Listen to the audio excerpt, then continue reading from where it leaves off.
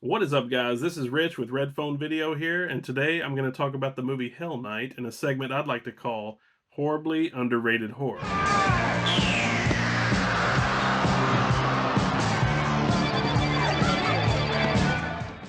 So, with the fall season approaching and Halloween coming up, I decided to revisit Hell Night the other night, and I was kind of taken aback by how horribly underrated this movie is because I was looking on IMDb and it currently had like a 5.6 out of 10 rating, user rating. And then on Rotten Tomatoes, it's currently at like 57% or something like that, which is insane to me because, I'm not claiming this movie's a masterpiece or anything like that, but I do feel like this movie needs to, the ratings need to go up on it because, I mean, this movie was good.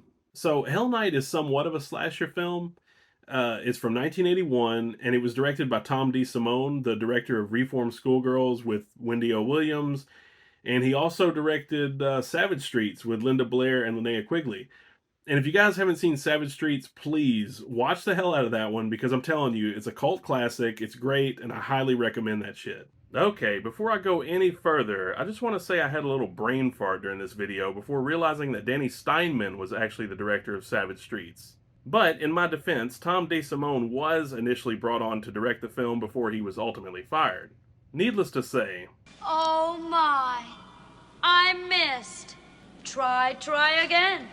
anyway, Hell Night stars Linda Blair, who we all know from The Exorcist at this point, and she was in Chained Heat and Sarah T, Portrait of a Teenage Alcoholic. I had to throw that one in there because I really like that movie. Hell Night also stars Vincent Van Patten, Dick Van Patten's son, who you may or may not know from the World Poker Tour TV show. Also, Kevin Brophy's in the film, who I'd never really heard of before, but he was also in that Morgan Fairchild movie, The Seduction, from the director of Puppet Master. And apparently he had an uncredited role in Goodfellas, which I didn't know about. And last but not least, Hell Night also stars Peter Barton, who horror fans will instantly recognize from Friday the 13th, The Final Chapter. So, to give you guys an idea of what Hell Night is all about, it's essentially about a bunch of college kids throwing this costume party on a night of fraternity hazing. And one of the frat bros, played by Kevin Brophy, he forces some of the pledges to spend the night in an old gated estate called Garth Manor. And I love the whole setting of Garth Manor, by the way. I just love it. Like, as soon as you see that place, it's just the atmosphere just like really draws you in. Then the frat bro, he tells him the story about this family massacre that took place years earlier and how one of the deformed family members like still dwells inside the mansion. Come to find out the legend's true. So what starts out as innocent pranks and hazing rituals like ends up becoming a nightmare for Linda Blair and the rest of the pledges. And that's when the horror really kicks in.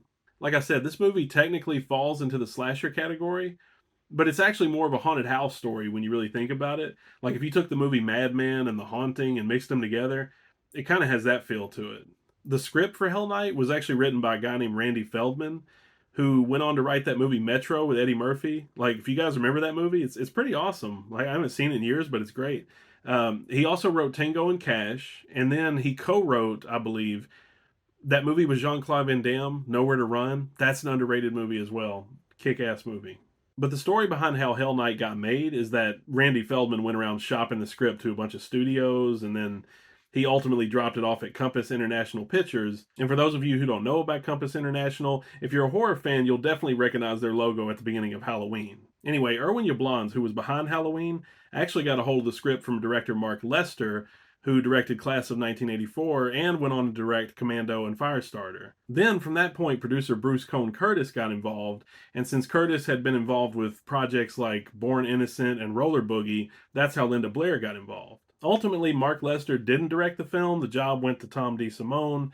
But, interesting little factoid, Chuck Russell, the director of Nightmare on Elm Street 3 and The Blob, he served as an executive producer on this film. And another interesting little factoid, his longtime partner and collaborator, Frank Darabont, the legendary Frank Darabont, he worked as a PA on this movie. So I thought that was interesting too. Overall, the movie made a decent amount of money when it was released. I mean, with a budget of 1.4 million, it went on to gross 2.3 million at the box office, and which isn't bad. I mean, it made its money back, but it's not all that impressive either. And unfortunately, this was the last film that Compass International released, which, it's a shame. But I'm glad this movie kind of has a cult following now because, with companies like Anchor Bay putting it out in the early 2000s and eventually Scream Factory releasing it, around 2018 or so, That just means this movie's going to be around longer. It's going to extend the shelf life, which is always good for like obscure horror films and physical media in general. Something I was reading about Hell Night, it was basically, talking about certain critics and film scholars. They noted the film for its subtext regarding social class. My thoughts on that, I don't believe there's necessarily a strong layer of subtext in terms of social hierarchy or class struggle or anything. I just think the writer probably had a general awareness of certain characteristics that, they may have personified a lot of these types of kids, especially ones on the university level at the time. Figures are radical. Probably majoring in political science with an emphasis on terrorism. I think the whole statement of social class existed more or less to highlight the personalities of the characters, especially Linda Blair. My father owns a garage, and I worked in an Arthur High School. I think it made her character just stand out as a sharp, resolute protagonist, But I don't think there's anything really deep there thematically that's supposed to resonate. I don't think this movie's trying to say anything with that. I just think it's saying, hey, let's set a spooky mood, put on a show, and scare the hell out of people. The special effects in this movie are a little wonky at times. There's not much there in terms of gore, but there is a standout scene. One of my favorite scenes, actually, where one of the sorority girls gets her head lopped off. It's actually that chick, Jenny Neumann. She was in that Australian slasher movie Nightmares. Anyway, Jenny Newman's death, it doesn't really showcase anything special from the effects team, and it cuts away from it so fast, probably for a good reason, that it's nothing to write home about, really. I'm not really watching this movie for the gore or the nudity, though. Like, that's not what this film provides, nor do I think that's what it set out to be. It's interesting because, like I said, it has a bit of a slasher feel to it, and a lot of the kills definitely kind of give you that impression, but then it spends most of its time building this gothic mood and atmosphere through like the set pieces, the art direction, and the lighting, which is basically just nighttime blues and candlelight, to be honest. But again, it's essentially a gothic haunted house story with some slasher elements sprinkled in. A little light on the gore, but heavy on the spooky ambiance. The film's got a good look to it. It was actually shot by Mac Allberg, the same cinematographer who worked with Stuart Gordon on a lot of his films. Films like Reanimator, Dolls, and From Beyond. One aspect of the cinematography I liked was the fact that it had this consistent gloomy look throughout, but it didn't look flat or washed out or anything. It's got a nice contrasty balance in a lot of the dark scenes that complement the costumes and the production design. It just makes it look creepy. Now, I've heard some people complain that this film is kind of plotting at times. Like, not plotting in terms of plot, but plotting as in uneventful or slow, which I guess you could say that to a degree. There's definitely little character moments here and there that don't really add up to much, but it's the kind of movie you can throw on late at night or during Halloween, and it just kind of unfolds at its own pace, almost like you're spending the night with these kids at Garth Manor.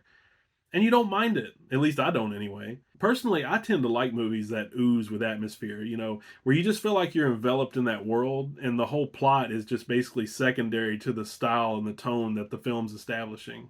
Dario Argento's Inferno is a perfect example of this, by the way. There's definitely a plot there and a lore to back it all up, but we don't really give a shit because the style supersedes the substance in this case, and we're just sort of hypnotized by it and immersed in it at this point. That's always the feeling I get when I watch Hell Night. A lot of it could be nostalgia, seeing it through rose-colored glasses. I mean, I've definitely been guilty of that before, so it's kind of hard to deny the bias, especially if you grew up with it. I'm definitely that way with a lot of the cheesy early 80s shit that I grew up with, like stuff like Terror Train and Prom Night and the House on Sorority Row. It's like, these aren't the greatest, most nutrient-dense films in the world, but they're not supposed to be. These are junk food films. So it's like if you're craving McDonald's or Taco Bell, sometimes you just got to give into that craving and trigger those opioid receptors, or in this case, give yourself that dopamine rush.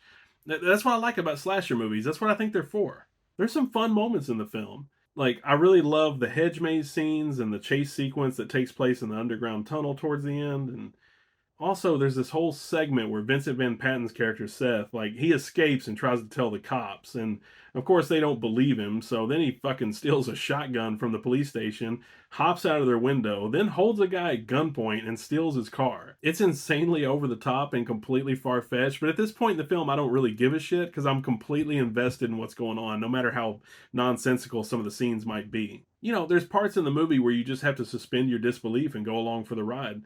Like, the place supposedly doesn't have running utilities, but there's a scene where a character uses a toilet.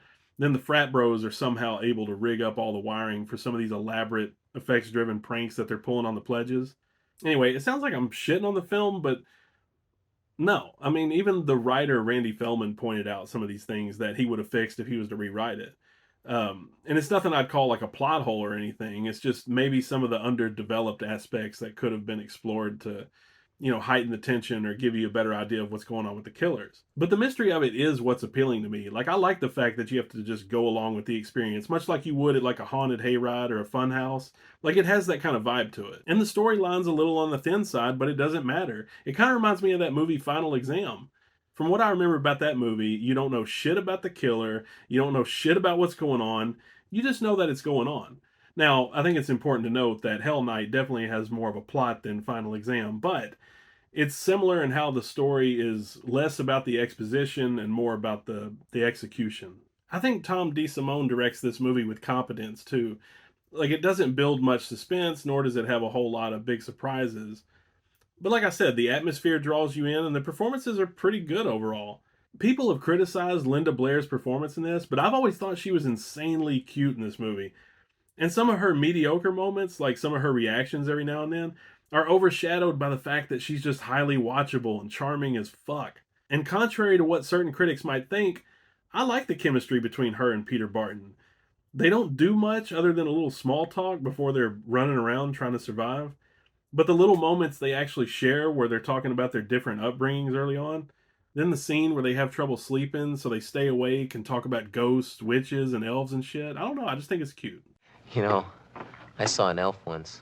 All in all, I'd have to give this movie a 3.5 out of 5. Let's go with 3.5 out of 5. Part of the reason why is because I rented this movie on VHS and it scared the shit out of me. Then later on, I bought the Anchor Bay DVD and the Scream Factory Blu-ray, and like I said, I just watched this movie recently and it still holds up. Maybe not in terms of scares, but the entertainment factor hasn't diminished in any way as far as I'm concerned. Also, the movie doesn't linger either. It's a little bit of a slow start, but it sets a proper tone. It doesn't lean too far into the campiness, and it builds to a fun little climax. You get a couple of jolts in the last few minutes, and then you get the freeze frame ending, and then the credits fucking roll. So, like I said, 3 out of 5. I might be overrating it a little bit, but that's just because it's so horribly underrated, and I gotta give it that boost. I just have an affinity for these types of movies. I can't explain it, and it's a shame that they don't make them much anymore. Now, a couple of new ones that came close to having that same feel were Haunt, from Scott Beck and Brian Woods, the same guys who wrote A Quiet Place. And then Gregory Plotkin's Hellfest, which I also think is horribly underrated as well. Anyway, guys, that is it. I don't know what else I can really say about Hell Night other than get on it. And if you haven't seen it yet, you can still pick up this Blu-ray from Scream Factory. I want to say it's about $25 or so. Last time I checked, it was anyway. There's also a Blu-ray from 101 Films, and it's got some extra footage added to it and some additional bonus features, cool stuff like that. Now, if you do decide to pick that one up, just know that it's a Region B disc, so if you don't have a region-free player, be sure to get your hands on this Scream Factory version. It's a pretty decent transfer, but it's definitely one that I think is worthy of a 4K upgrade, so we'll see if that happens in the near future. I don't know. Anyway, I appreciate you tuning in, guys. You've been listening to Rich with Red Phone Video, and I hope you enjoyed this little segment here. And if you did, be sure to stab the like button, and I'll continue to talk more about physical media and movie madness. But until then, have a horrific day, watch some awesome horror movies like this one, and we'll catch you next time.